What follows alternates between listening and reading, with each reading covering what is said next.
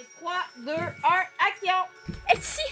On avait comme un désir profond de faire un conte pour tous qui va plus dans le côté merveilleux, fantastique. T'sais, Coco Ferme était très ancré dans le réel. C'est à propos de la révolution paysanne. Mademoiselle Bottine est inspirée de Bac et Bottine. C'est une histoire très humaine. Puis là, on avait vraiment envie d'offrir au public un film plus fantastique.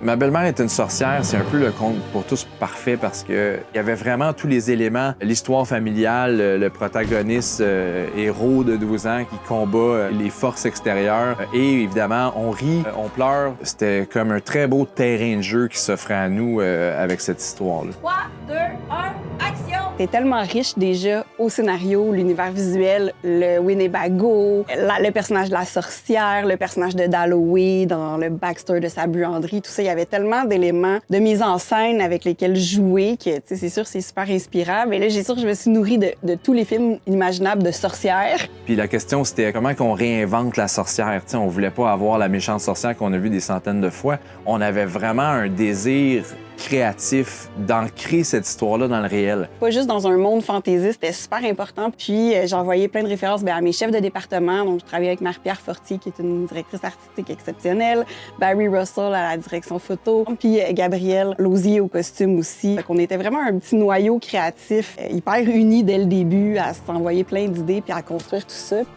L'univers sonore aussi était hyper important à définir, à travailler. Puis on avait quand même une volonté de souligner les éléments de magie, mais sans que ce soit trop abracadabrant, que ça soit pas trop exagéré, mais quand même d'avoir des petits sons un peu à côté de la réalité. Quand Jeanne regarde Margot d'une certaine façon, quand Margot entre en relation la première fois avec la boule de cristal qu'elle voit dans le Winnebago. Fait que ça a été, et pour la conception sonore, là, Sébastien Bédard qui s'est occupé de la conception sonore, qui a travaillé dans cette direction-là, mais déjà avec François Larochelle au montage, on a placé ces éléments-là là, au montage offline.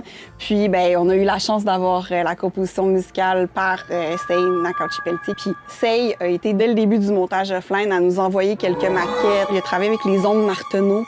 Donc, on a vraiment des petites notes flottantes qui restent en tête au fil du film. Il y a des voix qu'il a utilisées comme un instrument. Donc, on n'est pas sûr si ce sont vraiment des voix opératiques qu'il a comme un peu traité comme un instrument de musique.